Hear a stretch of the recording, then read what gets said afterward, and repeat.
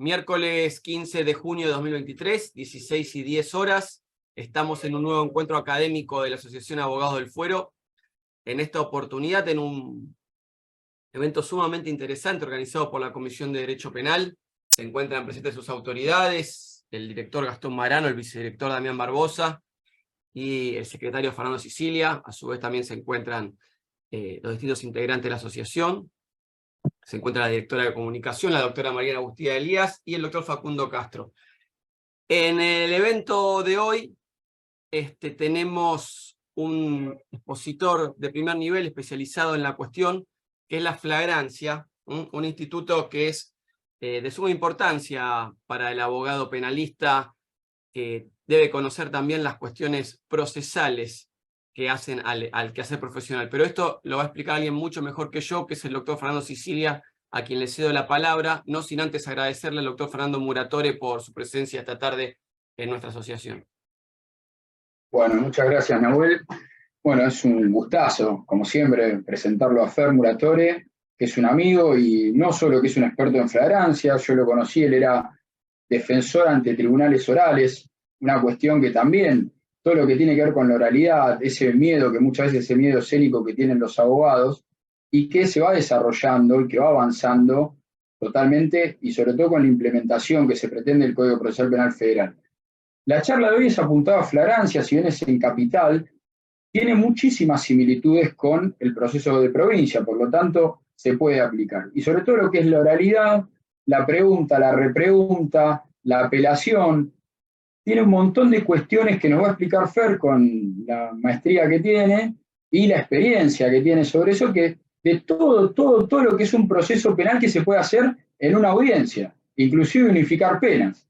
O sea, todo eso tiene la flagrancia. Y para el abogado sirve porque es una herramienta que quizás no nos da tanto trabajo, sí nos da una habilidad de oratoria, de lectura rápida, son causas más, no son causas tan complejas, pero que nos puede dar una buena salida monetaria para tomar un caso que no sea tan complejo, pero que nos va a requerir ciertas habilidades y sobre todo conocimiento procesal y respuestas instantáneas. Es decir, lo que parece fácil no es para aventureros y por eso nosotros nos abocamos, lo que nos parece más importante son los abogados litigantes que estén capacitados y que sepan. Y por eso tenemos expositores de primer nivel, como es el caso del doctor Muratore, a quien ya le dejo la palabra porque es quien tiene que explicarnos. Así que bueno, Fer, te agradezco muchísimo.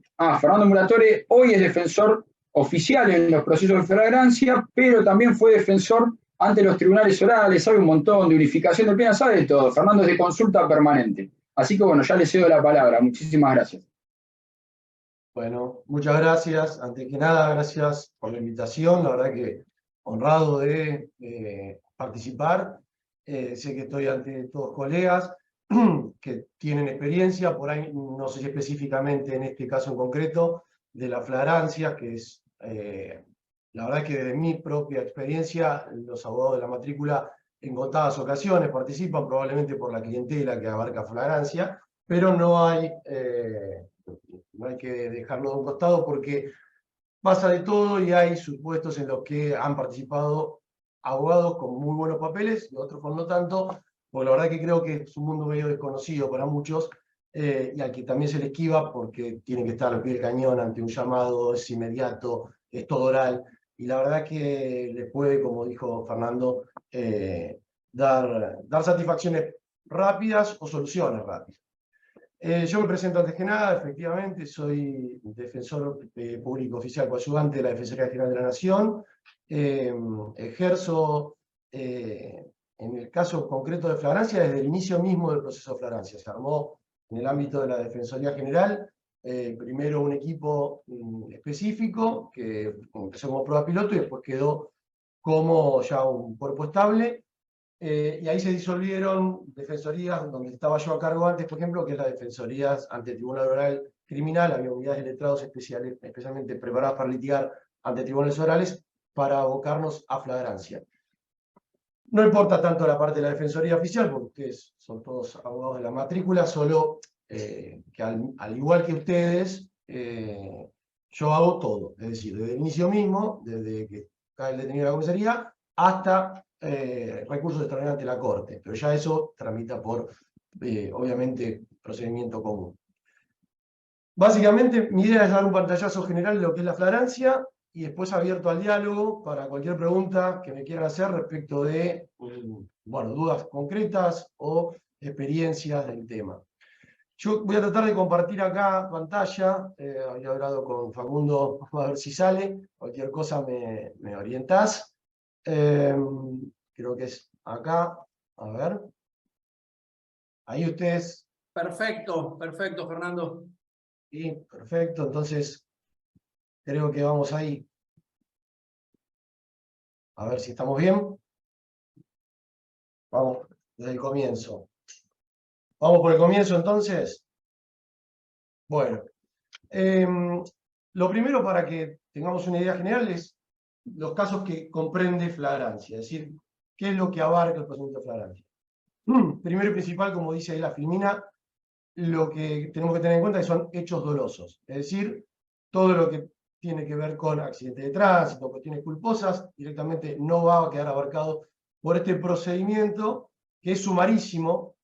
¿Por qué? Porque tiene previsto 2 audiencias máximas en la etapa que sería de instrucción, y 2 audiencias máximas, es decir, una de prueba en oral, y ya la próxima es el juicio oral y público. Es decir, en no más de 4 audiencias, la última, la cuarta, ya tiene que ser el inicio del juicio oral y público. Hechos dolosos como primer punto de partida. Pero no solo hechos dolosos, sino que tiene que darse las previsiones del artículo 285 del Código Procesal Penal de la Nación, que son los supuestos de flagrancia o cuasi flagrancia, que están ahí expresamente previstos, esto es en la Justicia Nacional, que a su vez tiene que tener como pena máxima prevista no ser superior a los 15 años de prisión. Ahora bien, hay 2 supuestos que se exceptúan, que permiten que flagrancia abarque también casos de hasta 20 años de prisión como máximo, que son en los casos del artículo 119, inciso cuarto del Código Penal, párrafo cuarto, o 166 penúltimo. Básicamente, cuando habla de 119, inciso cuarto, está hablando de los delitos de abuso sexual agravados, tanto por acceso carnal como por graves ultrajantes, razón por la cual todos los abusos sexuales pueden quedar abarcados por el proceso de flagrancia. Claramente es muy difícil que esto suceda. Yo conozco casos, pocos, he tenido conocimiento de alguno que otro, en el que en el mismo momento de estarse llevándose a cabo el delito de contenido sexual, una violación, un abuso, se intervino por parte de la prevención y se detuvo a la persona. Después es muy difícil que esto quede abarcado por flagrancia, porque claramente no se va a dar supuesto de una prevención actuando en el momento de cometerlo o intentar cometerlo, como ahora voy a avanzar. Y todos los robos, porque la verdad es que el 166, penúltimo párrafo, que es el que prevé expresamente la norma para poder llevar hasta los 20 años, es el robo con arma de fuego propiamente dicho. Entonces aquí han abarcado todos los robos e incluso el con arma de fuego, que tiene un tercio más de pena en el mínimo y en el máximo, con lo cual también está previsto para que pueda ser acaparado por este procedimiento rápido. También en flagrancia lo que se intenta que quede abarcado es, en los casos de concursos reales, si hay varios delitos, lo importante es que ninguno de ellos supere estos plazos de 15 años o de 20 años, y no importa la suma, es decir, si individualmente ninguno lo supera, puede quedar abarcado. Si hay uno que lo supera, ya directamente tiene que pasarse a trámite común. Como les decía, el artículo 285, que es una de las previsiones que necesita darse para que se aplique flagrancia, prevé supuestos de flagrancia y cuasi flagrancia. Y ahí lo podemos leer como ayuda a memoria, yo lo tengo acá para que lo compartamos, sea más fácil de seguirme. ¿Qué prevé el artículo 285? Primero, que el hecho sea advertido en el momento de intentar ser cometido. Segundo, en el momento de la comisión misma del hecho, es decir, la tentativa, o ya no solo en el comienzo de ejecución, sino durante la comisión misma. Inmediatamente después, también prevé la norma, esto es el artículo 285, es decir, todo medio en el mismo iter crimis, en el mismo momento de la realización del evento, y si fuese perseguido, tuviera objeto, presentase rastros que permitan sostener, dice la norma razonablemente, que acaba de participar de un delito. Bueno, acá entramos en una zona un poco más gris. Todas son discutibles, somos abogados, todos sabemos que todo es discutible, pero, bueno, ser perseguido lo que tiende es a una persecución inmediata luego del hecho. Si uno responde a unas características propias, porque se puso en noticia de la prevención, cómo estaba vestido, y se lo ve 2 horas después a una persona que responde a las mismas características, y bueno, acá es objetable que esto pueda llegar a ser flagrancia. Ahora, si esto es inmediatamente después, si se lo corre por la calle y se lo detiene, claramente va a estar adentro. ¿Tuviera objetos o presentase rastros? Bueno, lo mismo. Tener objetos no necesariamente puede ser flagrancia, porque puede llevarnos a un encubrimiento que es un delito distinto y no es flagrante, porque habría que, ya es una cuestión propia del encubrimiento, a ver cómo obtuvo ese objeto. Pero cuando habla de tener objetos o presentarse rastros, lo que la norma en general nos está diciendo es, bueno, el maletín recién robado o rastros de sangre que puedan claramente dar indicación de que acaba de cometer algún delito, que haya dejado su marca en el cuerpo, dentro de los que están previstos como, bueno, del monto de pena. No hablamos de homicidio porque quedaría fuera, ¿no? Claramente. Fer, te interrumpo, y de paso así de paso podés tomar agua y no tenés que hablar tanto, porque si no se vuelve. Dale, todo bienvenido. Digo, ¿qué podríamos oponer nosotros como defensores cuando vamos a un proceso de flagrancia y estamos discutiendo una tentativa y nos dicen que es consumado porque tuvo la disposición? Y yo te digo, no, pero fue perseguido todo el tiempo, por eso me lo pusiste en flagrancia. ¿Tiene algo que ver? ¿No tiene algo que ver? ¿Sirve como estrategia defensista? ¿No sirve lo que es este tema de la persecución? Para el mismo juez que lo considera como flagrante, no lo considera como tentado. Por esto de la teoría de la disposición del bien. ¿Qué opinás? Ahí van a tener una cuestión más de estrategia sobre hacer un cálculo de costo-beneficio, si les conviene o no les conviene meter esto en flagrancia. ¿Por qué? Porque en general, y ahora voy a responder la pregunta, pero en general uno piensa que la flagrancia, y lo es una picadura de carne, es una resolución rápida, y puede llevar a pensar que nos conviene siempre, en general, sacar todo proceso de flagrancia y llevarlo al trámite común. ¿Por qué? Porque en el trámite común, hablo siempre de capital, ¿no? Uno tiene la necesidad de que haya un dictado de auto de mérito, sea falta de mérito, procesamiento o sobreseimiento, donde el juez opina. Y en flagrancia, básicamente, la opinión que manda la del fiscal. Entonces uno pierde la opción de que sea el juez y también pierde la opción de que la Cámara revise el grado de solidez de esa imputación. Porque acá no hay apelación posible, ahora vamos a avanzar en eso y lo vamos a ver, pero no hay apelación posible que se discuta la solidez de la imputación, o si esto vale la pena llevar a juicio o no, y si el fiscal lo considera y el juez lo convalida solo por ser razonable, no hay instancia de apelación. Entonces, en general uno piensa, bueno, me conviene el trámite común. Está bien, es posible, y en eso lo entiendo.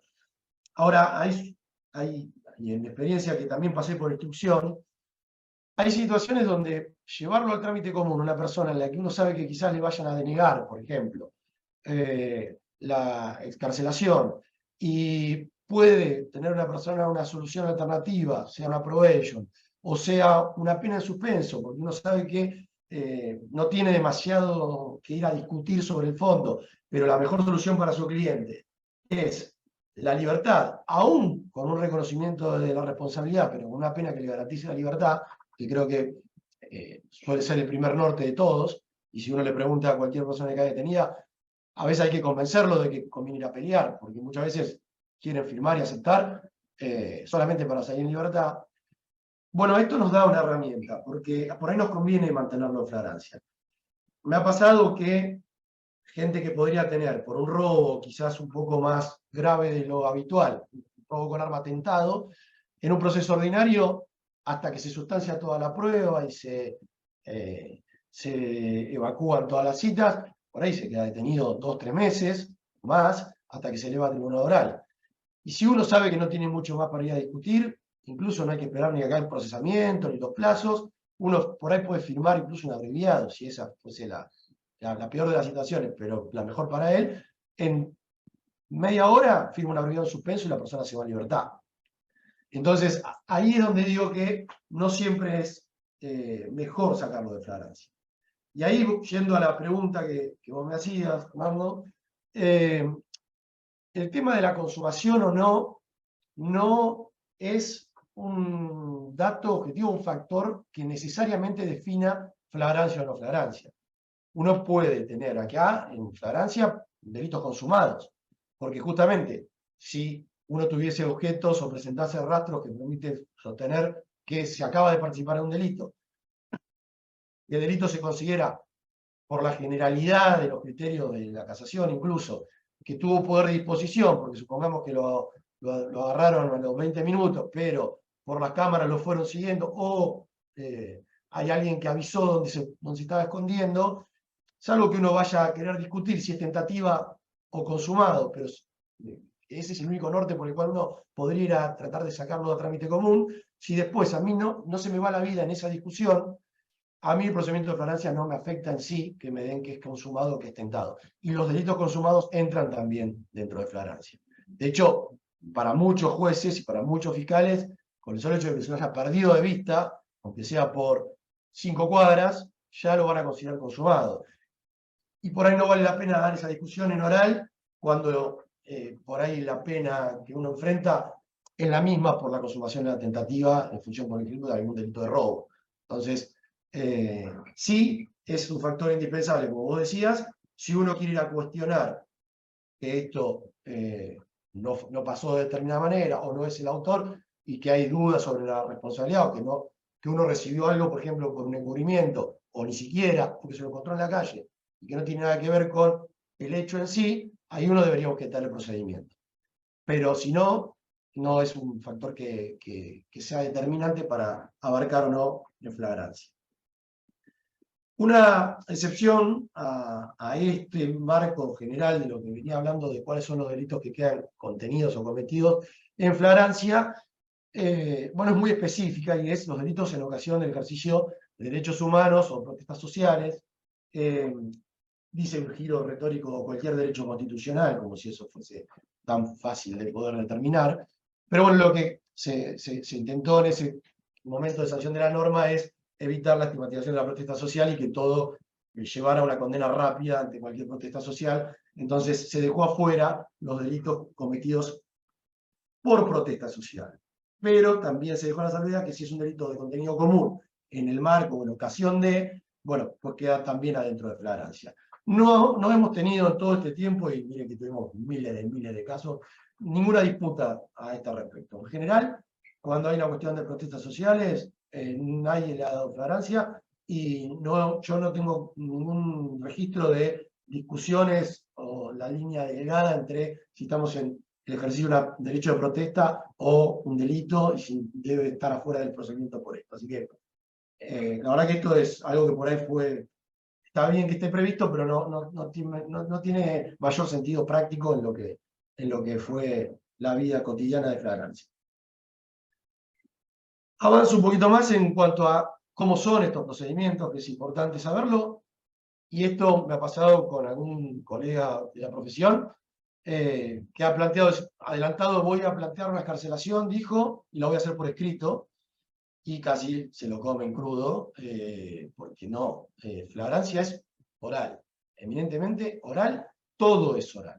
Es decir, no hay lugar a ningún tipo de presentación por escrita. Habrá alguna excepción si entre medio de audiencia y audiencia uno quiere hacer saber alguna cuestión, pero la verdad es que está previsto, y expresamente lo dice la norma, todo se resuelve en audiencias, todas las audiencias son orales, son públicas y son contradictorias. Es decir, tampoco uno podría admitir que intervenga una sola de las partes y después se corra un traslado, o sea, una petición y a uno lo notifiquen después. Todo tiene que tener la contradicción como norte, como brújula, para que sea lo más debatido posible y que el juez tenga que ser, es la idea, el ideal, imparcial y objetivo al momento de resolver entre dos posiciones encontradas. Cosa que obviamente todos sabemos no pasa. O sea, la fiscalía corre con el caballo del comisario en el mayor porcentaje de los casos. Hay muy pocas veces donde hay lugar a una discusión seria, pero lo cierto es que la previsión es esa.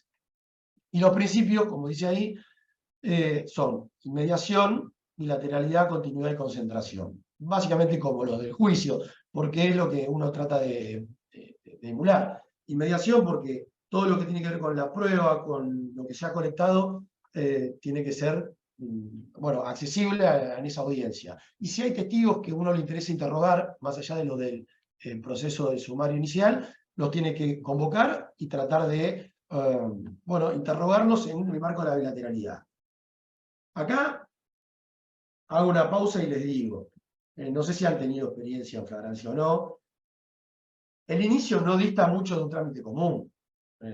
Toda la prueba la hace la policía, la hace la comisaría, con los agentes de prevención, forma un sumario escrito y se lo eleva al fiscal, que el fiscal, a partir de eso, lo que hace en la audiencia es formalizar la imputación, oralizar la imputación, pero toda la recolección de pruebas, uno no participa, es como cualquier procedimiento.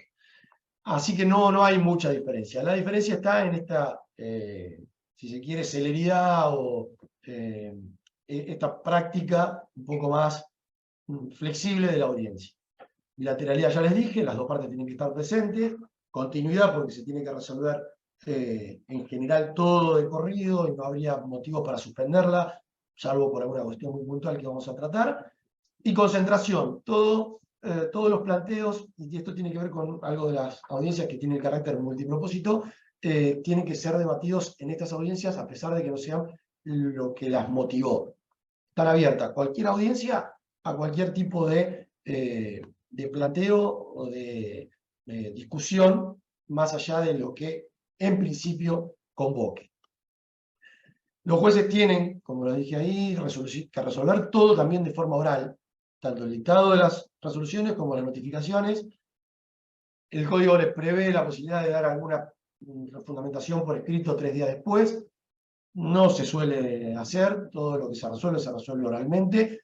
Y por ahí las sentencias, si hay una condena, puede tener algún diferimiento para que, como no es posible de recurso de casación en flagrancia, es decir, se puede recurrir en casación, pero ya no en el procedimiento flagrante, sino por escrito, eso sí queda fuera, entonces no hay ninguna afectación. Pero después, lo ideal es que también los jueces resuelvan oralmente y den la fundamentación oral, porque si no uno no sabría sobre qué o con qué base apelar, si no puede escuchar al juez. Y los recursos, como lo mencionó al final de la filmina, solo son, como explicaba recién en el marco de la flagrancia, los de reposición y apelación. No hay otro tipo de recurso que se pueda dar en el ámbito de la flagrancia, en la oralidad. ¿Por qué? Porque tanto el recurso de queja, si no me concede una apelación, como la casación ante un planteo ya en la etapa de oral o ante un rechazo de alguna pretensión en la Cámara de Apelaciones, ya eso tramita por escrito y con la vía ordinaria, si se quiere. Más allá de que los plazos puedan seguir corriendo, porque flagrancia no para, pero se hace todo por escrito. Avanzó hacia la próxima. Esperá, Fer, perdóname, para acomodar un poquito. O sea, en la primera audiencia vos podés tener la sentencia ya.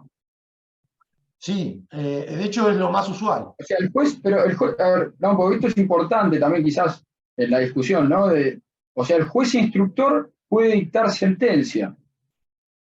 El juez instructor puede y debe, si se le presenta un acuerdo de juicio abreviado, debe dictar sentencia.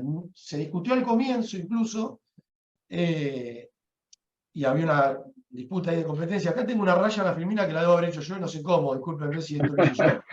Sí, en el primero lo hiciste, que estaba bueno para lo que era cuasi flagrancia, pero... No, pero es interesante esto, ¿por qué? Porque ahí estamos en un tema ¿no? Del tema de las competencias, el código procesal, o sea, estos parches que hace el legislador, que no lo hace, no es un parche dinámico, sino que deja unos artículos y modifica nuevos, y vos vas por el ley posterior, o sea, este choque, ¿no? de, de resoluciones, que es importante esto, ¿por qué? Porque digo, a primera vista lo escuchás y te abruma que no tenés apelación, pero ¿cómo? Si hay apelación, no hay apelación, pero ¿cómo puede dictar sentencia ya el juez de instrucción? Pero si a mí me enseñaron en la facultad que solo un juez de tribunal oral puede, porque con el cambio de código, antes era un juez correccional, podía hacer un juicio correccional, pero ahora con esos tipos de delitos ya no es más juez correccional, ya ahora todos son jueces criminales y correccionales.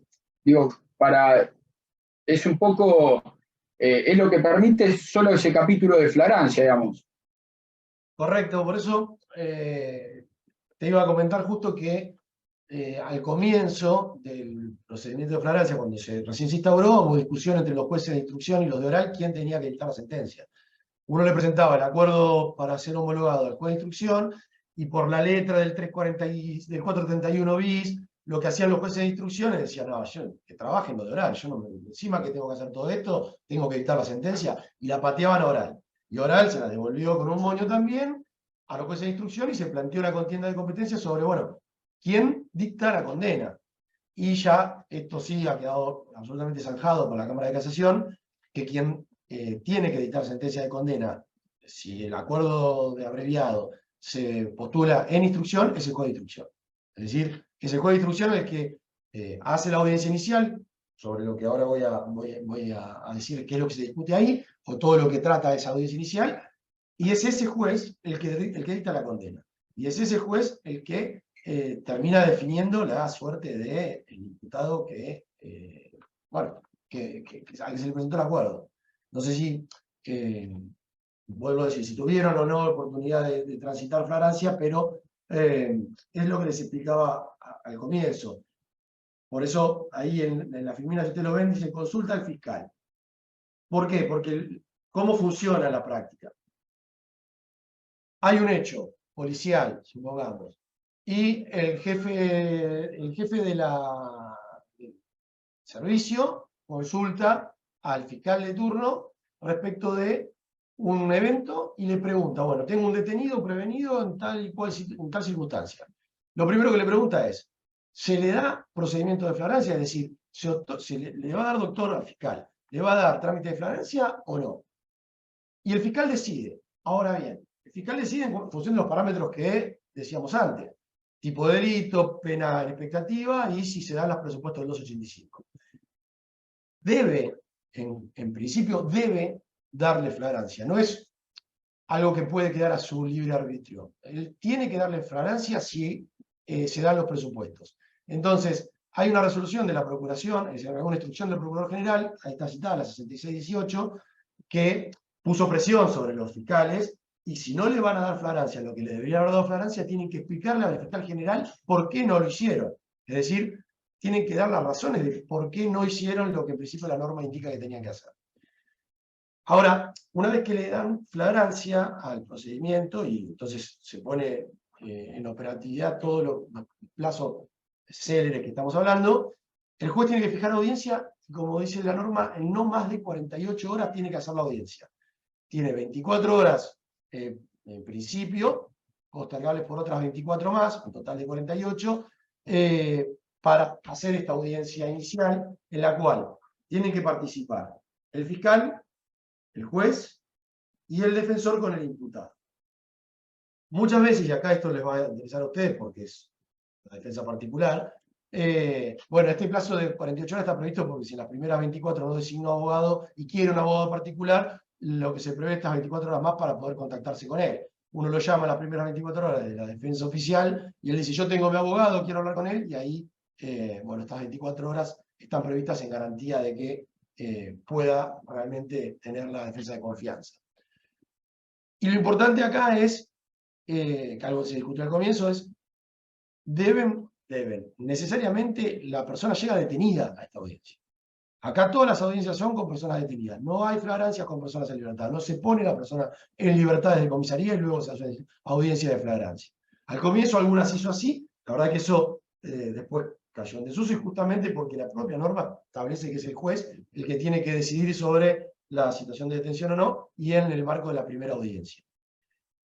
Ahí menciono también, y dice el artículo 353, bis, ter, en general todo el procedimiento, que la víctima tiene derecho a constituirse en parte querellante, es decir, si quiere puede hacerlo, y también puede ejercer su derecho de declarar sin el imputado presente. Bueno, está la sanción de la norma en beneficio de las víctimas, la ley de víctimas, y esto está previsto que sea así. No, acá no hay ningún conflicto constitucional, mientras esté resguardado, entiendo yo, el derecho del imputado a tener su defensor presente en la audiencia. Pero sí hay una discusión muy linda de dar, que no está zanjada, es qué pasa cuando el imputado quiere declarar. Porque si el imputado quiere declarar, pero la víctima tiene derecho a estar, acá hay una colisión con el artículo 295 del Código Procesal Penal de la Nación, que prevé que en la audiencia indagatoria solo pueden estar presentes el fiscal, el juez y el imputado con su defensor, no habla de la víctima. Pero en flagrancia puede estar la víctima. Ahora, si la persona quiere declarar y va a dar detalles que después tendrían que poder ser confrontados con la víctima, y la víctima escuchó, ya va a estar contaminada y puede después acomodar su versión. Supongamos que hay alguna cuestión previa de algún enojo que quiera evitarse, que se sepa, y uno piense que está falseando o acomodando su declaración. Bueno, acá hay una colisión entre dos normas. Flagrancia dice que se aplica la norma de derecho común, en tanto no colisionen con flagrancia. De ahí uno podría decir, bueno, entonces acá rige flagrancia, tiene la víctima derecho a estar. Yo creo que no. Creo que acá rige, por sobre todo, el derecho del imputado a poder declarar libremente y a que no esté presente la víctima, y sobre todo para no contaminar el eventual hipotético juicio oral a posteriori. Desde mi experiencia, cada vez que lo planteé, salvo en un juzgado muy particular y muy peculiar él, siempre se hizo lugar a que la víctima esté presente. Hay un juzgado que no le importó nada, yo no lo planteé, en ese juzgado litigó un colega mío, no recurrió por este motivo a la Cámara de Apelaciones, así que lo dejó pasar, directamente optó por no hacerlo, negarse a declarar a su asistido, y después, cuando hubo sentencia de condena y revisión por la Cámara de Casación, nadie cuestionó esta situación o esta decisión del juez de obligarlo a declarar con la presencia del imputado, de la víctima, porque en definitiva optó por no declarar. Entonces, seguimos sin saber qué opinaría la alzada a este respecto, por lo menos que yo sepa. Y la última referencia que les decía, el juez tiene que expedirse sobre la libertad o no del imputado. La verdad que esta es una frase que quedó ahí en el articulado, pero no pasa nunca. El juez nunca se expide sobre la libertad o detención. El imputado viene detenido y así queda hasta que alguien diga lo contrario. Es decir, si uno plantea la excarcelación y se lo otorgan, bueno, pues ahí sí el juez opinará en el momento de la excarcelación. Y si no, quedará detenido o dirá queda detenido hasta la próxima audiencia, y en la próxima audiencia verá el fiscal si plantea o no el pedido de prisión preventiva, que es justamente en la audiencia clausurada donde tiene que hacerlo. Si no, se mantiene el estado de detención. Bueno, esto es el inicio del proceso de flagrancia.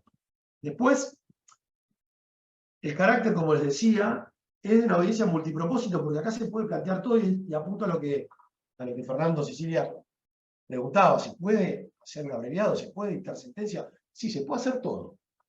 Se puede hacer todo. Desde declarar, no declarar, pedir prueba, plantear excarcelaciones, plantear nulidades, excepciones, firmar abreviado, conciliar, reparación integral, supresión de juicio a prueba, todo y todo oral. Todo oral. Por eso también a veces lo que tiene es, bueno, la rapidez. Uno tiene que, si quiere hacer una conciliación, conseguir ante la audiencia a la víctima o pedir ahí que tenga la gracia, santísimo juez, de disponer una segunda audiencia para poder convocar a la víctima y poder conciliar en el marco de esta flagrancia, porque si no quiere, se cae la conciliación. Entonces, pero la verdad que está previsto, como dice multipropósito, porque se puede hacer todo. ¿Qué es lo que no puede faltar? Sí o sí, obviamente, la identificación del imputado, la imputación, es decir, la descripción del hecho, como si fuese el de la indagatoria, la prueba que le sirve al fiscal, esto lo hace el fiscal, la identificación la hace el juez, pero la imputación la hace el fiscal, la prueba que se utiliza para imputar, para acusar, y la calificación legal no es un requisito. Así que, ojo con esto porque es de buena práctica y lo hacen casi todos los fiscales. Decir, bueno, ¿cómo encuadra legalmente la imputación? Pero si quieren no calificar, pueden no hacerlo, porque recién la calificación se le pide para el momento de la elevación a juicio. Sí, en esta audiencia, en la primera audiencia, la audiencia inicial, se puede objetar el procedimiento. Si uno quiere que salga este proceso de flagrancia y llevarlo a trámite común. Y hay solo dos motivos y solo una persona que lo puede hacer. Solo el defensor. O sea, si el fiscal se arrepintió y le quiere dar a este proceso trámite ordinario, ya no puede. Por lo menos no está previsto en la norma. Que pretorianamente algún fiscal diga, desisto del trámite de flagrancia y se lo saque, y después uno no se oponga, porque en general, como dijimos, el trámite ordinario tiene más herramientas para un defensor, porque puede apelar, porque tiene más tiempo, entonces en general no hay un agravio concreto. Pero si uno quisiese patalear, puede, porque la norma solo permite al defensor objetar el procedimiento. Y por dos motivos. Porque no se da ninguno de los presupuestos anteriores de los 85, o sea, flagrancia o cuasi flagrancia, que sea, bueno, en el momento de cometerlo, o inmediatamente después, bueno, que discutir esos supuestos, que es lo que hablaba también Fernando antes sobre consumado o no consumado, o que uno ya prevea la complejidad de la investigación y que pueda fundamentar debidamente en ese momento al juez para poder sacarlo de flagrancia, diciendo no se va a llegar con los plazos. Pero esto es mucho más difícil, sobre todo porque en el momento en que está prevista la posibilidad de objetar, uno ni siquiera todavía pudo saber qué prueba pretende el fiscal ni qué prueba va a pedir uno, y el juez no lo va a saber. Entonces es muy difícil decirle al juez toda la prueba que hace falta pedir cuando todavía no llegamos a esa instancia. Y si no hay que hacer, hay que invertir los pasos de la audiencia y adelantar, mire, voy a necesitar todo esto. Y entonces, como necesitar todo esto, necesito sacarla del trámite porque no llegamos en los plazos. Y ante esto, el juez tiene que resolver si lo deja o no lo deja en flagrancia, lo cual es apelable, nuevamente, por el defensor, y tiene efecto suspensivo. Es decir, esto es lo único que suspende, la cuestión de libertad es lo único que suspende la audiencia de flagrancia. Y resuelve la Cámara, de modo unipersonal, un solo juez de la Cámara en 3 días, tiene que resolverlo, y eso es irrecurrible. La decisión del juez de la Cámara define qué tipo de proceso va a seguirse a partir de ahí. Y algo, sí, importante acá que es... Perdón, vale, que te interrumpa. Yo para hacerlo un poco más interactivo, no dejarte hablando solo. mejor. Por eso, o sea, tenés esa audiencia, si no, esto para mí no es flagrancia, señor juez. Tengo que generar un montón de medidas de prueba y no llego en esos 10 o 20 días. En ese momento, que vos planteás la excarcelación, pero a su vez decís que no es flagrancia, ¿cómo funciona? ¿El juez te tiene que resolver en 24 horas la excarcelación o te tiene que resolver en el momento y vos apelás oralmente la excarcelación, pero a su vez también apelás la resolución por la cual no se te da la flagrancia y resuelve toda la Cámara? A ver, en realidad, si uno plantea que esto no es flagrancia, lo tiene que hacer al comienzo, o en principio está previsto para que uno lo haga al comienzo, y si directamente se saca del proceso de flagrancia, si saca del proceso de flagrancia, se sigue por los trámites comunes y la excarcelación se tira por escrito, como en un proceso ordinario, porque ya el juez lo resolvió que lo sacó del trámite de flagrancia. Y está dentro de los plazos, porque si la audiencia fue dentro de las 48 horas, vos la excarcelación la podés pedir ahí mismo, por escrito, la podés pedir, bueno, cuando uno quiera, pero al día siguiente, y va a estar dentro incluso de los plazos hasta para la indagatoria del proceso ordinario, que permiten, según los más laxos, hasta 72 horas, ¿no? Ahora, para los fines prácticos, por ejemplo, yo digo, señor juez, no quiero que sea flagrancia porque tengo que generar 4 medidas de prueba, las cuales me van a demorar más de 10 días porque está mi cliente detenido. El juez dice, esto es flagrancia, me quedo en flagrancia. Bueno, apelo su decisión, señor juez, por esto, ¿no? Porque las apelaciones también tienen que ser fundadas, aunque sea oralmente. Apelo la decisión del juez, y en ese momento, ¿qué es? Suspensiva, sigue, en ese momento yo puedo decirle, no, quiero que escarcele, porque hasta que resuelva la cámara si es flagrancia o no, mi cliente queda detenido. Digo, a los fines prácticos, pensando en esto de la libertad, ¿no? Y de si es flagrancia o no flagrancia. Está muy bien. Bueno, a ver, acá no hay nada estricto al respecto y va a depender de la voluntad del juez, porque no está definida esa situación. En principio, si te atenés a la letra de la ley, en el momento que vos planteaste que no es un proceso de flagrancia y lo apelás, el juez te dijo que no, supongamos, que se mantiene en flagrancia, y vos lo apelás, tiene efecto suspensivo desde el recurso mismo, razón por la cual no deberías poder hacer ningún planteo, pero nadie te va a cercenar la posibilidad de que vos discutas la libertad. Entonces, va a depender de la buena o mala voluntad del juez si ese planteo carcelatorio te lo tramita por oral en esa misma audiencia y después eleva, en todo caso, a consideración del juez la cuestión de si es flagrancia o no es flagrancia, y quizá también si te dijo que no, que vos puedas llegar a recurrir, pero ya es un poco más difícil que lo tomen directamente en esa audiencia, porque vos lo estás haciendo en un modo muy iniciático. Pero te lo puede tramitar oralmente, no, nada le impide, pero la ley en realidad dice que se suspende y que ya hay que aguardar a la resolución del superior. Si vos querés bregar por la libertad igual, deberías tirarle por escrito la excarcelación, si es que no te dio lugar a la discusión de la libertad oralmente. Por eso digo... Sí, te lo digo, ¿por qué te hago la pregunta, Fer? Porque muchos colegas veo una gran falencia en estas audiencias multipropósito que creen que después pueden apelar por escrito. Esto, por eso. No, a ver, por eso, pero como acá son litigantes y muchos en provincia, y lo hemos visto mucho en provincia, no, pero después meto por escrito. Nosotros con el doctor Marano, que estamos en Moreno, nos dicen, en flagrancia después meto, pero ¿qué por escrito? Es todo oral. Entonces, que quede bien en claro que todas las apelaciones, y si vamos a poner el caso hipotético que te estoy planteando, de que el juez resuelve, pues te puede decir no, hasta queda suspendido, vos la presentás por escrito, te resuelve por escrito, apelás por escrito como es el proceso normal. Ahora, si el juez te dice, bueno, voy a resolver la situación, no al lugar de la excarcelación, que quede claro, hay que apelarlo en el momento, no por escrito, no en las 24 horas, no es por escrito. Eso, por favor, que quede, eso, perdón, Fer, pero quiero que quede claro y bien claro, y ya amalgamado con el proceso de flagrancia, es todo oral, se apela en el momento y se fundamenta en el momento, no dicen apelo, no, apelo y fundo, como es como es los requisitos del código de cualquier apelación. Perdón, Fer, que te interrumpa, pero por ahí vos ya lo tenés más aceitado, pero nosotros en la experiencia, y que a veces vemos a los colegas y se la comen. Entonces, tratamos de que quede bien claro eso. Perfecto. Por eso mismo, a ver, yo, si me preguntás a mí, mi recomendación es que la excarcelación la intento hacer oralmente. Que quede grabado que no me dejan.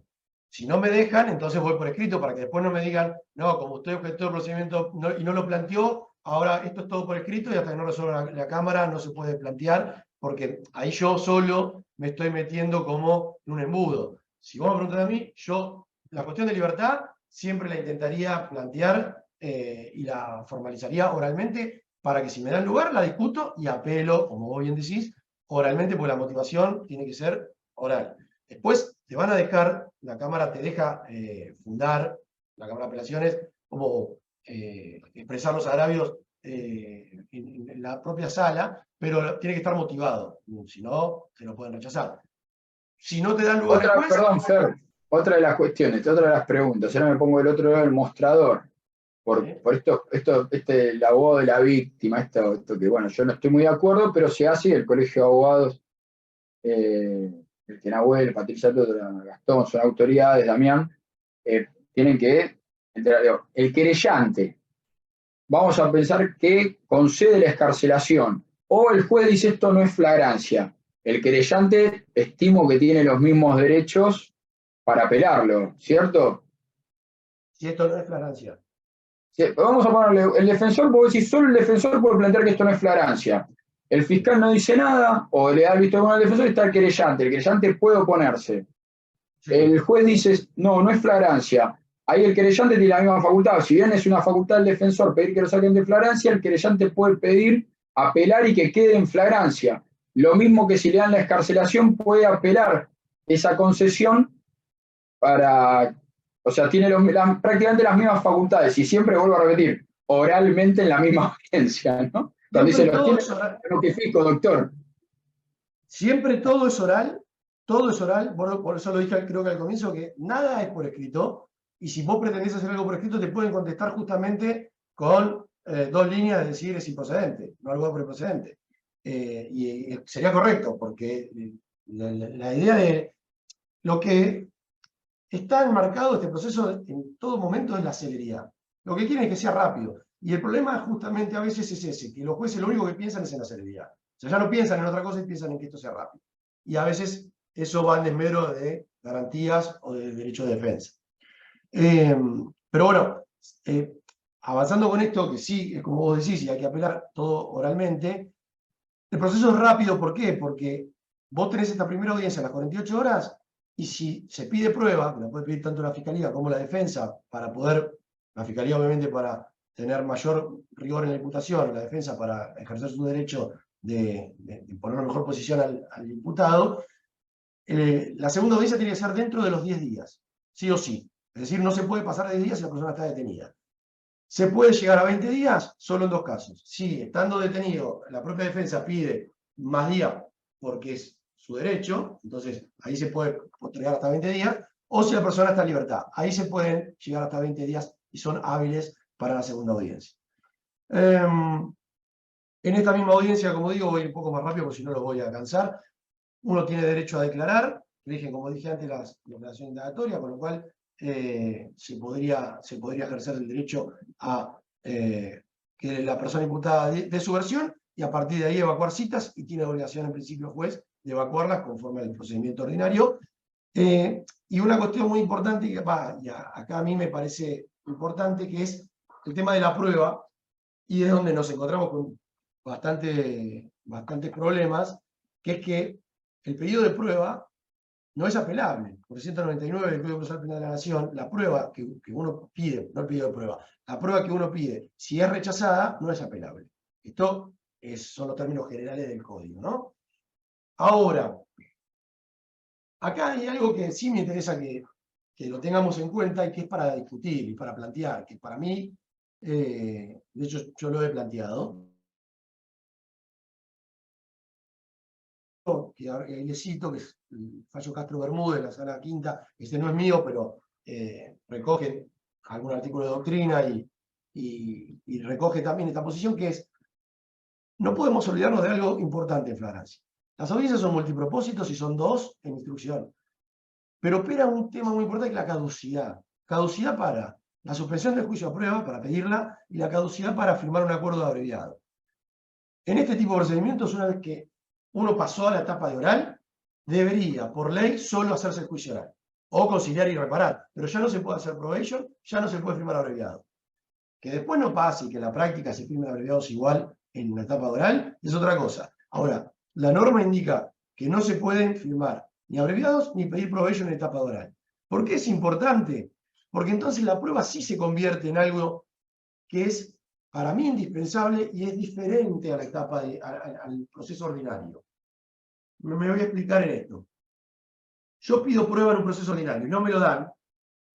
A lo sumo no tengo ningún agravio concreto, más que, bueno, perdí la oportunidad, pero la puedo reeditar con discusiones, porque no es con la amplitud que tiene la instrucción, y uno debería tener la posibilidad de que la prueba se haga en instrucción, pero uno tiene hasta la posibilidad de la instrucción suplementaria en oral, para poder pedir aquello que no me hicieron lugar en instrucción. Ahora, en el proceso ordinario, uno puede pedir la probation en oral.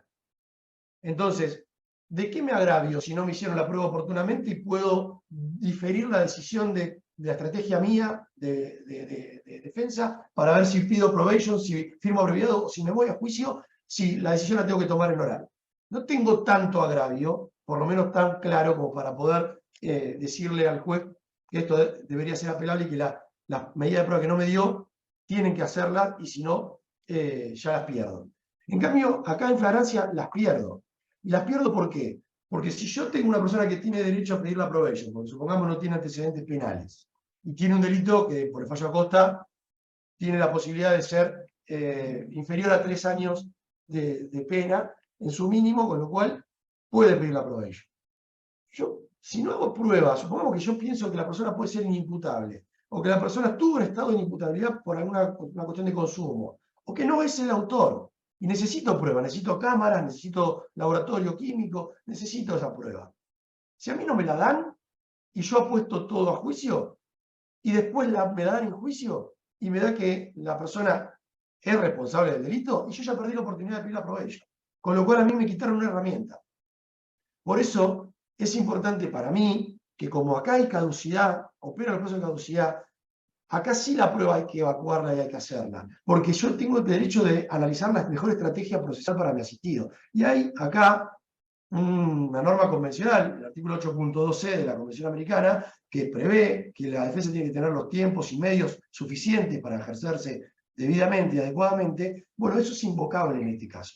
Y ahí hay un fallo que se nos mostraba Castro Bermúdez de la Sala Quinta, que reconoció esto. ¿Por qué? Porque en una primera audiencia se pidieron medidas de prueba, testimoniales, ampliatorias de los preventores, del damnificado, cámaras, y la jueza dijo que no.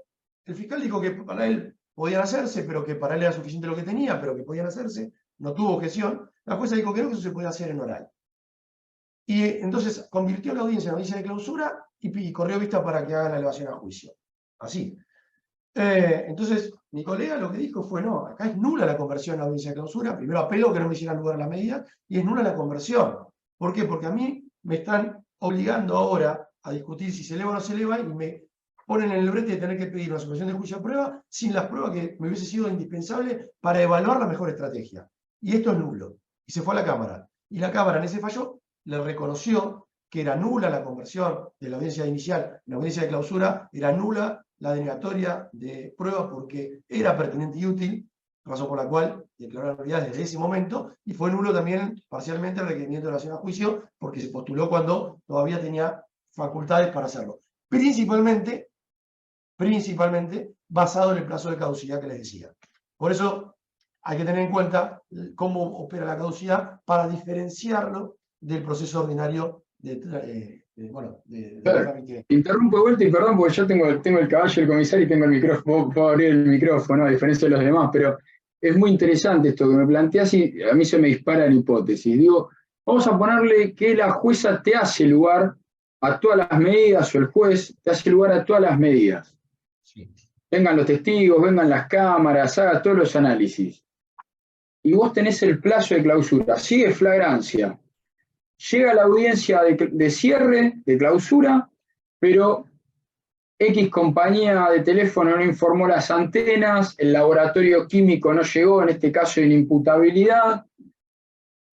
¿Qué tiene que hacer? Tiene que, intuitivamente decís, en un proceso ordinario falta de mérito y libertad, y ahora acá, ya es flagrancia, se corrieron los plazos, están vencidos los plazos, y no es un error imputable a la jueza o al juez. Sí. Pero no llegaron. ¿Qué haces? A ver, ahí hay un Lo mundo. sacás y sáquenlo de flagrancia. No, eso es lo que no se debería hacer, no se podría hacer, por lo menos en mi posición. Y voy a esto. La posibilidad de sacarlo de flagrancia está solo en la primera audiencia, a mi modo de ver, ya no a posteriori, aunque se hace, pero para mí legalmente son la primera audiencia.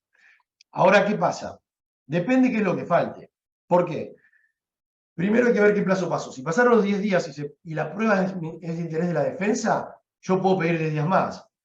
Y ahí yo creo que no hay ningún inconveniente porque es en favor de la defensa y está previsto normativamente. Si se llegó a los 20 días y la prueba no está completa, y si es solo en interés de la defensa, es decir, solo a la defensa le sirve la prueba, yo acá no veo ningún agravio, pero probablemente no te den lugar, pero no veo ningún agravio a que se postergue la audiencia de clausura un plazo más. ¿Por qué? Porque vos mismo estás renunciando a ese derecho que en principio te beneficia, que es la celeridad. Y sí podría afectar a la Administración de Justicia, que dice, yo quiero un proceso célere, lo quiero hacer ya. Bueno, ahí el problema es que, vuelvo a decirte, si es para vos, si es para la defensa, el juez o el fiscal en realidad te podría decir, yo ya tengo todo lo necesario para imputar y que se defienda el juicio. Pero bueno, por eso digo, ¿a quién le beneficia? El problema está en si la prueba que falta, le falta al fiscal. Porque si la prueba es de cargo y no la tiene, y ahí el fiscal va a tener que ver si tiene suficiente prueba para formular el requerimiento de elevación a juicio, y si alcanza con eso para que pase a la próxima etapa o no le alcanza porque no la colectó en el tiempo suficiente. En el mundo ideal, en el de los Simpsons, en la pradera, todo de la mano y girando alrededor del arco iris, un juez debería decir, acá no hay prueba, no alcanza, usted no llegó con el plazo, razón por la cual mi óptica es que lo que correspondería es el instituto de la insubsistencia de la acción penal, no hay acción penal y correspondería sobreseer porque no hay prueba suficiente de cargo, como si fuese, como vos decís, una falta de mérito. Al no existir falta de mérito acá, si no hay mérito, quiere decir que no hay elementos suficientes para avanzar a la próxima etapa y precluye la posibilidad de acusar. En el mundo real, dificilísimo que eso suceda. En el mundo real, lo más probable que pase es que el fiscal diga, me falta esta prueba, pero con lo que tengo, para mí es suficiente. Y con esto me alcanza. Si tengo que hacer un juicio con esto, yo voy a sostener la imputación. Y como el juez ahí no dicta un auto de mérito, el juez no dice, porque no tiene esa facultad, sobreseimiento, procesamiento o falta de mérito. El juez solo lo que hace es un control de motivación, de razonabilidad, y dice, bueno, será una aventura del fiscal ir con tan poca prueba a juicio, pero si quiere ir, le alcanza, lo más probable es que la eleve. Tiene que tener muy serias dudas sobre la responsabilidad o la autoría para poder decir algo distinto. Pero si no, en general te la van a elevar y el fiscal va a decir, lo voy a proponer o lo voy a insistir en juicio. Pero eso es lo que suele pasar cuando no está completa la prueba. La audiencia te la van a hacer, probablemente dentro de los 20 días, con lo que tengan. Y probablemente la persona, si entró en flagrancia, en el 95% de los casos tenga por lo menos más de un elemento para enfrentar una acusación. Y le dirán, como te suelen decir, la duda no es suficiente para sobreseer. La duda es para el juicio. Acá lo que yo necesito es certeza negativa. Mientras no tenga certeza negativa, si tengo dudas, es decir, si falta prueba, a discutir a juicio. ¿Qué es lo que pasa? O sea, te aplican ese latiguillo y te mandan a juicio con lo poco que hayan reventado. Y lo último que les decía respecto a la prueba es, ¿quién hace la prueba? Bueno, acá tampoco está previsto. Algunos la delegan en el fiscal y tenés que ir a la fiscalía. Yo mañana me tengo que ir a las 8 de la mañana a la Fiscalía de Saavedra a escuchar 2 testimoniales, porque las hace presencial y en Saavedra. Otros las hace el propio fiscal y las hace por Zoom. Otras las hace el juez y cita a las partes y entonces escuchamos la testimonial en el juzgado y las partes podemos preguntar. No está esto regulado y la verdad es que no hay en principio tampoco un agravio. Uno pretendería que el juez sea lo más imparcial posible y que no la haga él. Si la va a hacer él, que los que preguntemos seamos las partes y él solo escuche. Pero bueno, lo cierto es que no está previsto. Y avanzo, para así le doy un cierre por lo menos al procedimiento, los dejo trunco, a la audiencia de clausura, que en la audiencia inicial, cuando se dispone si hay prueba o no hay prueba, se tiene que fijar la audiencia de clausura, la fecha. Con la previsión de estos 10 días o 20 días, pues ya se tiene que fijar. En general, y vos me preguntabas al comienzo, ¿qué hacen los jueces de instrucción? Casi todos lo que tratan es de resolver todo en una sola audiencia. Es lo que se pretende. Pretenden sacarse de encima el proceso. ¿Cómo se ve flagrancia? Como algo rápido para sacarse el preso de encima o el proceso de encima. Entonces, si la puedo resolver, audiencia inicial, es decir, convertirla inicial en clausura y terminarla, es decir, imputación, no va a declarar. Muy bien. ¿Hay medida de prueba? No, no hay prueba. Bueno, ¿tienen alguna objeción en que esta audiencia se convierta en clausura? No, ninguna. La convertimos en clausura, requerimiento de elevación a juicio, no me opongo, el EBC. Discutimos lo sumo, prisión preventiva o no prisión preventiva. Pero se eleva, en 48 horas lo tenés elevado. Y un proceso que a un juez de instrucción le lleva un mes, entre indagatoria, procesamiento, apelación, acá la tenés elevada en 48 horas. En este caso, en la audiencia de clausura, hay un solo fiscal de los que yo conozco, de todos los fiscales de instrucción, que se planta y dice, es un derecho del imputado tener 2 audiencias. La mayoría, como los jueces apuran y quieren una audiencia, convierten en audiencia de clausura. Si uno no tiene objeción, convierte en audiencia de clausura y se hace. Si uno objeta y dice, quiero el tiempo y los medios necesarios para pensar la estrategia, o para ver si puedo conciliar, o para ver qué hago, en general los jueces dicen, no, si no hay prueba, audiencia de clausura. Y uno se tiene que andar peleando o inventando pruebas para tener clausura o plantándote en esta posición de quiero el tiempo y los medios para pensar qué hacer y te contestan con, no, piense tranquilo, pero piense en oral. Y te la hacen la clausura. Un solo fiscal, como les digo, ni siquiera va con el requerimiento de elevación a juicio hecho. Porque él dice, yo le voy a dar tiempo al defensor a que me conteste si quiere la propuesta de abogado, que se la hago hoy mismo, si la quiere o no la quiere, y le voy a dar tiempo hasta la segunda audiencia. Entonces, en general se pasa rápido a oral. En esta audiencia de clausura, el requerimiento de elevación a juicio, a ver, la audiencia de clausura está hecha para que el fiscal pida, en función de la prueba producida, o el sobreseimiento o la elevación a juicio. Si hay sobreseimiento, no hay discusión, salvo que haya querellante, ¿no? Pero digo, si no, no va a haber discusión, no hay contradictorio, y como todo es contradictorio y bilateral, donde las partes no discuten, el juez nada tiene que opinar. Tarifeño, Cantonal, la doctrina de la Corte, se aplica acá la bilateralidad y así debería ser. Ahora, si el fiscal formula el pedido de elevación a juicio, lo tiene que estar también por escrito. Esto sí tiene que constar por escrito. ¿Por qué? Porque es la base del juicio oral el día de mañana. Es la plataforma fáctica. Y es lo que va a leer el secretario. Solo por eso. O sea, por eso es que se le pide por escrito. Y acá sí tiene que el fiscal decir cuál es la calificación legal. Y en ese momento el fiscal, y esto es importante también, no se olviden de esto, el fiscal tiene, si quiere pedir la prisión preventiva, lo tiene que hacer en este momento. Si el fiscal se olvida, precluye. Es decir, si el fiscal no pide la prisión preventiva cuando formula el requerimiento de elevación a juicio y la audiencia se cierra, y acá entramos en un gris que ahora se lo voy a discutir, se lo voy a dar a discusión, pero si el fiscal no pide la prisión preventiva y se da por cerrada la audiencia, ahí uno podría decir que precluyó la oportunidad, y hay un fallo grosso de la Cámara, del comienzo de la flagrancia de la Cámara del Crimen también, que justamente dice esto. El código prevé que tiene que pedirse la prisión preventiva con el requerimiento de elevación a juicio, y si no, ya no hay oportunidad, y el imputado tiene que ser puesto en libertad. Aunque tenga 200 antecedentes y todos los riesgos de fuga habidos y por haber, porque no puede ser de modo oficioso el dictado de la prisión preventiva.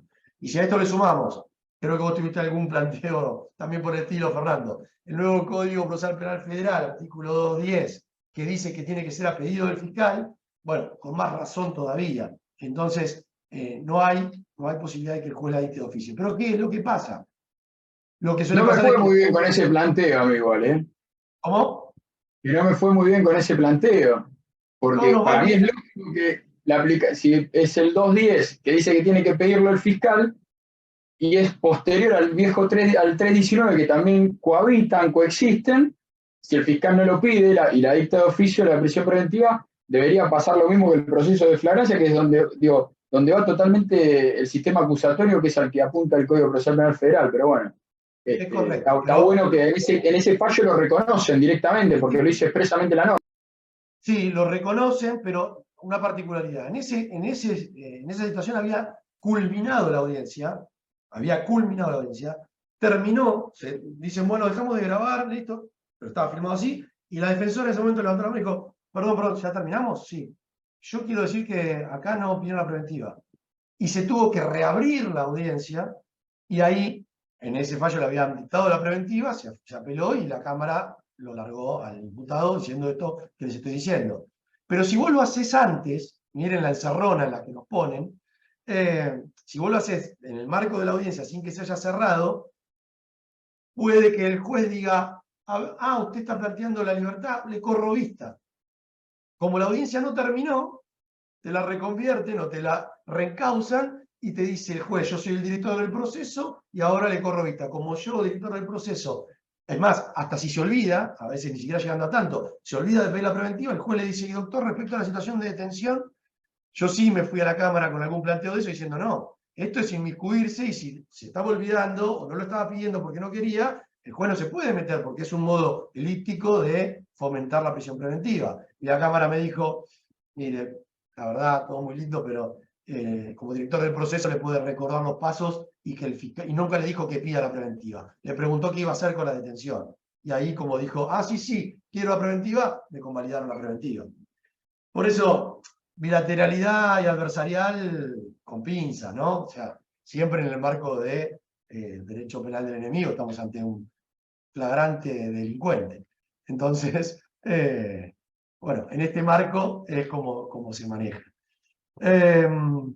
Bueno, finalmente en esta audiencia uno tiene las mismas facultades que con el 349 cuando contesta la vista del 346, es decir, de elevación a juicio. Plantear excepciones o oponerse y estando en sobreseimiento. Y el juez resuelve pudiendo diferir los fundamentos hasta 3 días, cosa que es raro porque si uno quisiese apelar, no la elevación a juicio, que no se puede, pero por ejemplo la preventiva, salvo que me digan solo por excarcelación y no se puede apelar la preventiva, si no me dan los fundamentos cuando apelo, me obligan a apelar por escrito. Acá hay medio un gris. Estaba para finalizar con esto que me pasó el otro día, que es que todas las apelaciones, dice la norma, se presentan, se elevan, pues se puede presentar en cualquier momento, pero se elevan al finalizar la audiencia de clausura. Salvo las que tienen que ver con la libertad del imputado. Y acá, para mí, hay un tema también de un error legislativo, algo de falta de previsión. ¿Por qué? Porque, claro, esto se pensó para que sea rápida la elevación a juicio y rápida el pase a otra instancia y no se demore. Pero, ¿qué pasa? Yo planteo la excepción de falta de acción, para tipicidad, como hice el otro día, y significancia. Y me dicen que no, y apelo. Pero ¿qué hago? Yo, una persona que puede probation, pero que le acabo de plantear eso y me dijeron que no. ¿Le pido la probation igual? Porque me caduca. Porque si yo tengo que esperar a la última instancia, a la audiencia de clausura, si me la elevan después del requerimiento, ya no puedo pedir la probation, la perdí. ¿Qué hago? La pido y mantengo la apelación, pero me van a declarar abstracta la apelación porque tiene la probation otorgada. Hago las 2 vías y me van a decir, señor, usted es contradictorio, ¿quiere la probation o quiere la apelación? Bueno, yo para evitar esto, planteé la excepción de falta de acción, me dijeron que no, la apelé. El juez con buen tino me la concedió y suspendió. La persona detenida, pero la suspendió. La Cámara me la devolvió en un párrafo diciéndole al juez, no, eleve todo cuando termine la audiencia de clausura. Está bien, una persona que no podía probation, pero si hubiese sido con probation, me encuentro en la encerrona que les digo. Acá en este caso, yo después terminé optando, fíjense, por firmar un abreviado de 15 días de prisión, porque para cuando la Cámara me la devolvió me han pasado 8. Y ahora viene el fin de semana largo, me lo voy a resolver al día 16. Era preferible que se vaya detenido. Por hurtar 50 pesos, por intentar hurtar 50 pesos. Detenido, prisión preventiva, con antecedente reincidente, no había chance. Y a pesar de que estaba detenido y la excepción podía llevar a implicar libertad. Entonces, cuando el giro dice solo cuestiones que hacen a la libertad, la Cámara no entiende excarcelación. Si se discute la excarcelación, te la abro antes. Si no, solo al final de la audiencia de clausura.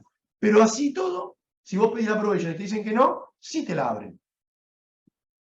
Entonces es un poco esquizofrénico. Depende qué juez de Cámara te toque, qué juez de instrucción te toque, y si te la otorga o no te la otorga. Alguno te va a decir, bueno, sigamos, y elevo todo al final, otro te va a dar la chance. Y si te da la chance, depende de qué sala te toque, te abre el recurso o te lo devuelve con la fórmula que les acabo de decir.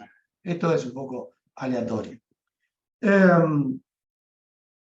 Por último, lo que les decía es lo importante de esto. Caduca en esta flagrancia, en este momento, la chance de pedir la probation o firmar un abreviado. Si no lo hacemos acá, por lógica no se puede, y hay algún que otro fiscal y algún que otro tribunal que cuando llega oral solo hace juicio. No te permiten más abreviar, por supuesto perdiste la propuesta, si era que era buena, esto no ocurre, no hay caducidad para la conciliación y la reparación integral. Esto se puede hacer ahora, o si uno no lo hizo, eso sí no se pierde y se puede hacer en oral. Una última cuestión sobre el abreviado y un fallo que se lo cité acá, que está bueno, que se llama Jerez Campisi, de la sala 1 de la Cámara de Apelaciones, que es qué pasa cuando uno abrevia, a ver, todos sabemos, entiendo que por el abreviado puede ser rechazado o no homologado por una discrepancia con la calificación legal. 432 bis lo prevé.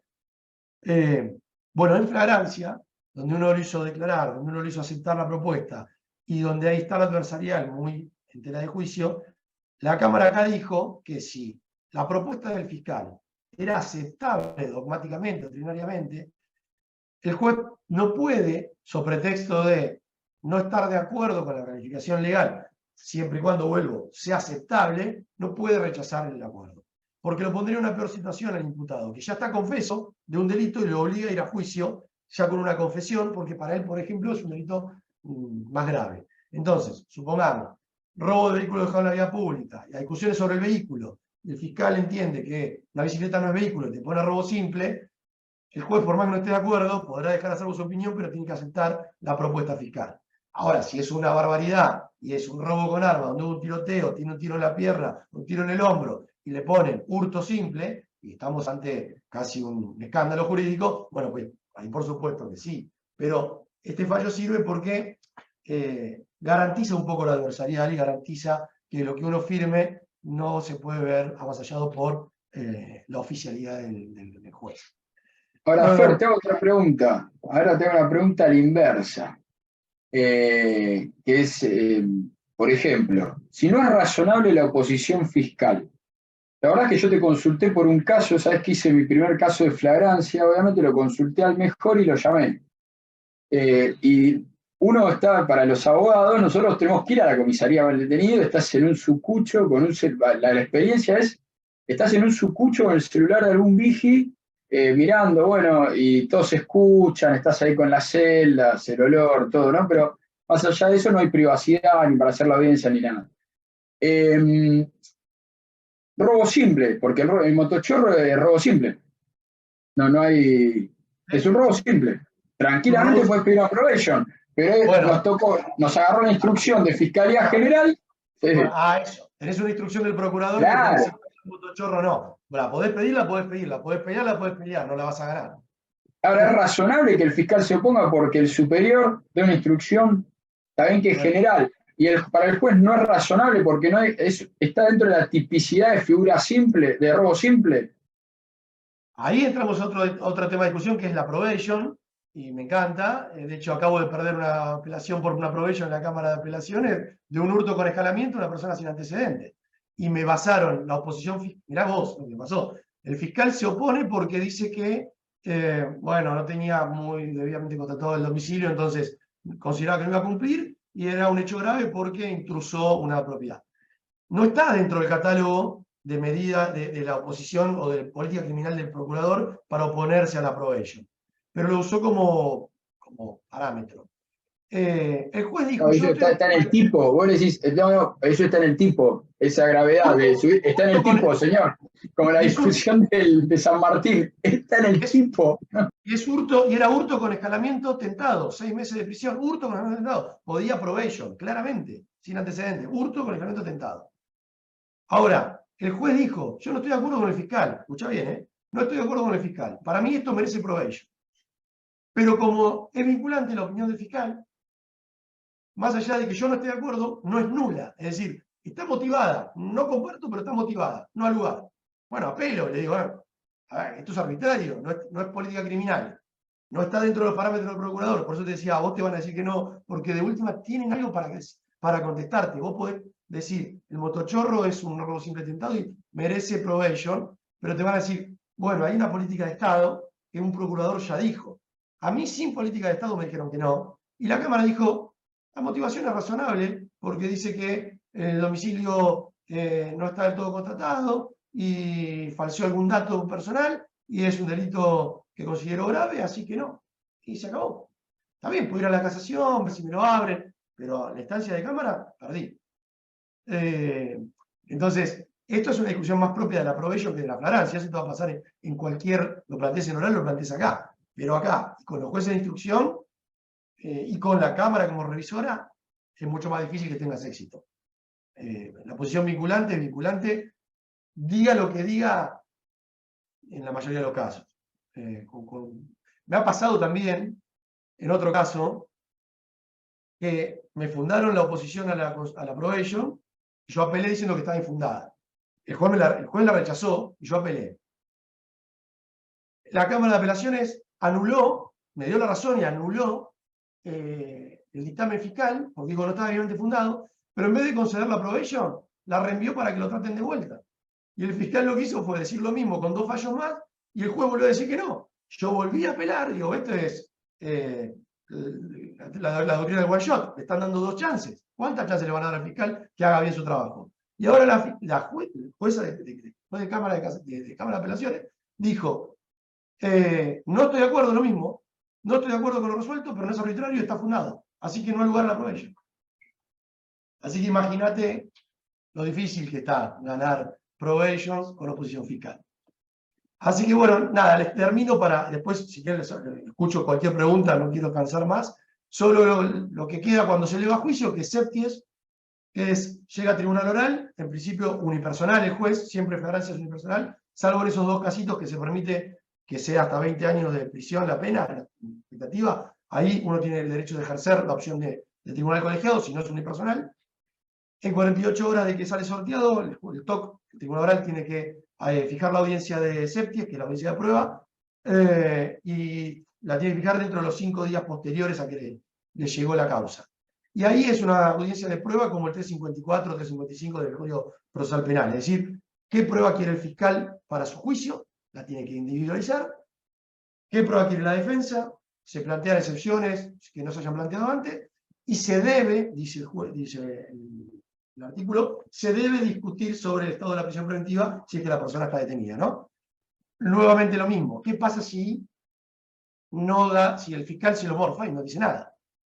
Bueno, uno podría decir justamente lo mismo. Aplicando grosso es, bueno, no lo pidió, cese de prisión preventiva. Ya no excarcelación, cese de prisión preventiva. Bueno, no suele funcionar así. En rigor de verdad, si viene detenido y no tiene un plazo, te dicen, bueno, queda detenido hasta la audiencia de juicio. Algún juez perdido te puede decir, bueno, efectivamente no lo pidió, se va a libertad. Es 1 en 60. Los demás te lo dejan detenido igual. Y el juicio, sí, ya se rige por las reglas ordinarias, y es en 20 días. A los 20 días de que la cosa llegó se hizo la audiencia de clausura, de septies, tiene que hacerse el juicio. Y el juicio ya se rige por las normas ordinarias del juicio, contra ese va recurso de casación, contra esa sentencia después extraordinario, y ya no hay trámite diferencial para las reglas de flagrancia. Si por ahí la Cámara, si es flagrancia, lo resuelve antes, lo resuelve más rápido, o debería la Cámara de Casación resolver más rápido, pero no siempre pasa. No sé Tenés que mandar el TikTok a la Cámara de Casación, ¿no? Que eso de las audiencias orales no va más, trabajamos nosotros nada más y ellos le tenés que mandar un video. Cuando se impone, estamos hablando de oralidad justamente, y más en un proceso de flagrancia, ellos te dicen, mándenme un video si quieren, ¿no? Básicamente, no sé si te están cargando, ¿no? Pero bueno. Hay que elegir, creo que hay que elegir la bala, ¿no? Cuando uno realmente le apunta a algo que vale, nosotros, por lo menos en la defensa oficial, que tenemos a veces casos muy perdidos y casos más ganables, por ahí elegir la discusión en el caso ganable o que tenés ganas de ir a discutir algo seriamente y no por ahí en el que vas casi como una formalidad o porque te obligan a ir porque te pusieron un pauperis y ahí cuando te ven que vas, por algo vas y ahí te escuchan. Pero bueno, ustedes por ahí están en otra posición. Yo les digo desde mi lado, ¿no?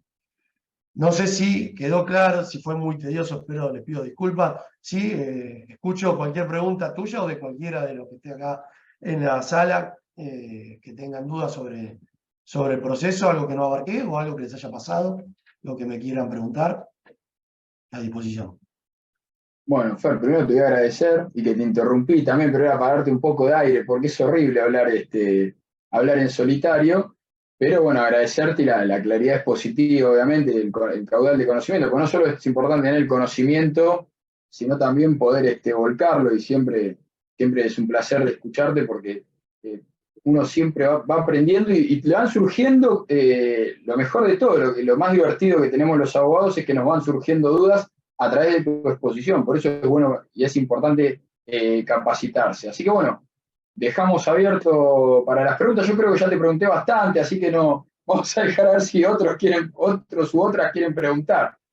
Sí, veo algunas en el chat, ahora si puedo, así a grandes rasgos leo y contesto, porque la verdad no miré el chat mientras hablaba, ahora voy. Había una contestada que era de la del querellante, que ya la contestaste, y después Iván planteó, si esto cuando hablabas de la cuestión de libertad, que vos planteás una excepción de falta de acción, y Sí. La excarcelación como consecuencia. Si tú lo haces en un solo incidente o en 2 incidentes distintos, sería una de la excepción y otra de la excarcelación. Entonces solo te elevan la excarcelación. pero tiene que resolver la excepción primero porque es consecuencia. Pero si es excarcelación es un instituto distinto. Exacto, Iván, está muy bien la pregunta y es muy piola como estrategia de defensa. Lo que pasa es que te van a decir eso. Respecto de la excarcelación, te van a tratar riesgos de fuga. Y respecto del fondo, es decir, vos podrías meter dentro de la excarcelación la entidad de la prueba o de la entidad de la acusación para sustentar la detención. Pero lo que te van a contestar es solo respecto si hay riesgo de fuga o no hay riesgo de fuga, y la otra cuestión te van a decir lo mismo que me contestaron a mí. Está diferido al momento de la audiencia de clausura, porque sobre el fondo, que para ellos eso es fondo, y es cierto de fondo, no van a opinar. Pero a ver, este es un juez, o algunos jueces. Otros lo hubiesen tomado, porque vuelvo a decirte, si yo hubiese pedido la probation en la primera audiencia, y con la probation va a la libertad, o no necesariamente, pero casi, y muchos lo tratan la probation, no te la devuelven diciendo no, planteen la clausura. Porque aparte, el propio código dice que desde el momento inicial hasta la clausura como caducidad se puede plantear probation, pero la apelación de la probation denegada no te dicen no, haga la clausura y te la trato después. Si te la deniegan, te la tratan. Entonces, vuelvo muy casuístico y depende del juez que te toque en la Cámara. Pero sí, está muy bien planteado como estrategia, sería ideal, sería bárbaro. Yo creo que te van a contestar eso. Te contesto no a la excarcelación, lo demás lo vemos cuando termine la clausura. Bueno, como pasa siempre en Argentina, ¿no? Que la técnica legislativa es una porquería y queda a criterio del juez y te queda en una moneda la libertad. Porque antes te la jugabas al tribunal y ahora dentro del tribunal te tenés que jugar a cuál de los que está dentro del tribunal te toca. Y si es subrogante o no, ¿no? La técnica legislativa es muy berreta y es uno de los grandes problemas que tenemos, ¿no? Con la introducción esta de las doctrinas alemanas y estas cuestiones rarísimas que están previstas. Pero incluso en una ley nueva también está llena de que lo que vos estás planteando, que en la práctica está llena de lagunas. Esto, mira, esto no tiene que ver estrictamente con flagrancia, pero es algo que me pasó que tiene que ver con lo que vos decís sobre un juicio unipersonal o plural, ¿no? La Cámara de Casación tiene una reglamentación interna, no es ni siquiera ley, que dice que todo lo que se discuta en función de un abreviado lo resuelve un juez de modo unipersonal, no un tribunal colegiado. Es decir, yo había firmado un acuerdo abreviado con reincidencia, un chico robó con arma en grado de tentativa, sabiendo que mi juez, el que me tocaba, le sacaba la reincidencia porque aplicaba la doctrina del fallo salto, razón por la cual le iba a sacar la reincidencia. ¿Con qué idea? Que a los 8 meses le tiraba la excarcelación entre los rodillas. Firmamos un abreviado y así fue. El juez le sacó la reincidencia. No pensé que la fiscal me iba a hacer recurso de casación. Me metió un recurso de casación contra la sentencia del juez. Como fue un abreviado, cayó en la sala 3 y la agarró un solo juez. Si hubiese integrado de modo colegiado, probablemente la reincidencia no salía, porque Magariños dice que es nulo todo lo que venga de un abreviado, creo que Hantus pide la mitad de la pena cumplida, y si no, no entiende que hubo reincidencia, y Huarte quedaba en minoría, que Huarte dice con que haya cumplido pena como condenado anteriormente por Arévalo y Gómez Dávalo de la Corte, es suficiente. Le tocó Huarte, le casó la sentencia al juez de tribunal oral y ahora el pibe está con reincidencia. Yo hice recurso extraordinario y a su vez hice recurso de casación horizontal. Porque no sé, para mí esto puede ser algo novedoso, es decir, algo que por primera vez merezca un doble conforme, porque no se discutió antes, así que hice las dos cosas. Pero no sé si me lo van a dar. Dentro de un mes tengo que plantear la excarcelación en términos condicionales. Y no sé si el juez, a pesar de su posición, ya teniendo un juez de cámara que le dio vuelta, va a decir que no es reincidente. Pero bueno, digo, también son las cuestiones de lo aleatorio. Me tocó un solo juez por una reglamentación interna de la Cámara y me resolvió así. Si me tocaban los tres, probablemente me hubiese resuelto de otra manera.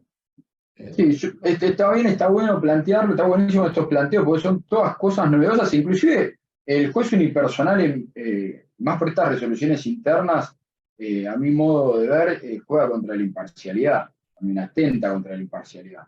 Vos con un tribunal colegiado tenés una mayor amplitud de criterios, supuestamente en un mundo ideal, el que vos decís de los Simpsons en la pradera, en el que discuten el fallo, pero bueno, está bueno porque ahí es donde entra a jugar, que saliste del proceso de flagrancia, entra a jugar la cuestión ordinaria.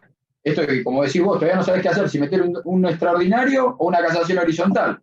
Yo hice las dos cosas. Por eso, tenés que estar cantidad extraordinaria, un subsidio, casación horizontal por PCM y estás no sabés, nadie sabe qué hacer. Esos son de los problemas procesales que tenemos gravísimos. Pero bueno, preguntas, a ver si, para no agotarlo más a Fer, ya.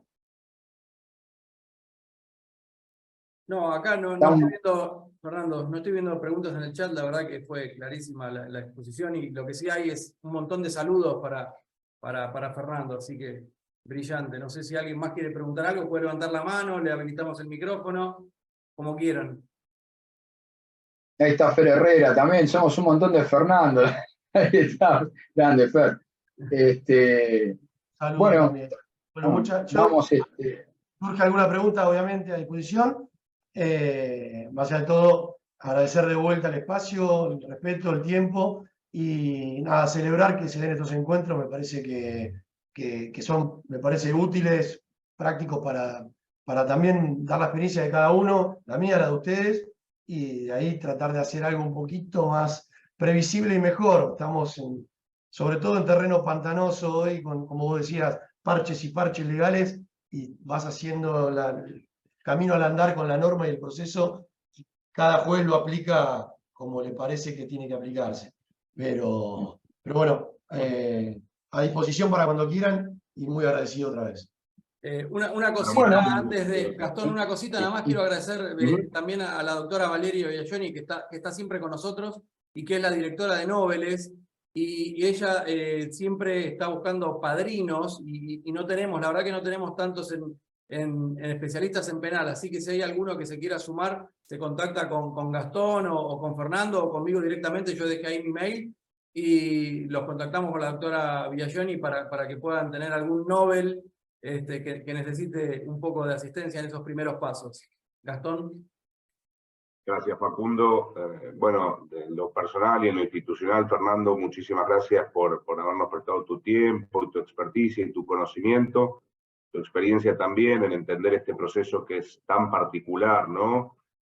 Por un lado, que tiene tanto en común con el proceso penal que todos conocemos, pero con sus particularidades que lo hacen único. Me parece que nos has permitido vislumbrar aquellos que hemos tenido algún proceso de flagrancia, pero también aquellos que no, de qué se trata de una mejor manera. Así que desde la Comisión de Derecho Procesal Penal y Penal de la Asociación de Abogados del Fuero te quiero agradecer profundamente y estamos siempre a disposición por cualquier intercambio que te parezca oportuno, productivo con la defensa oficial que representás, así que siempre a disposición. Entendemos que es fundamental que los abogados de la matrícula y aquellos abogados que ejercen desde la función pública nos articulemos, porque en definitiva tenemos que tener un producto parecido en lo que entregamos, que es la mejor defensa penal posible, ¿no? A eso tenemos que apuntar, sea que sea ejercida desde la práctica privada o de la práctica pública. Así que yo entiendo que eso es lo que hace especialmente valioso este tipo de polinización cruzada, digamos, de contacto cruzado entre quienes tienen experiencia en lo público y quienes tenemos experiencia en lo privado. Así que muchísimas gracias por tu participación. Muchas gracias a ustedes. Comparto y muchas gracias otra vez. Por favor. Bueno, gracias, saludos. Gracias. Saludos a todos. Gracias. Recuerden los que quieran certificados, ponerse en contacto con Facundo para... Ya me han enviado los mails, ya se han asociados, así que gente nueva que se va sumando a abogados del fuero. Gracias. Gracias de verdad a todos por estar. Hasta la próxima. Saludos Muchas a gracias. todos y a Gracias, Fernando Fer. Herrera, que lo veo ahí, a Cecilia y a todos los de siempre, que es un placer que acompañen. Saludos, ¿eh? Muchas gracias. Saludos. Gracias.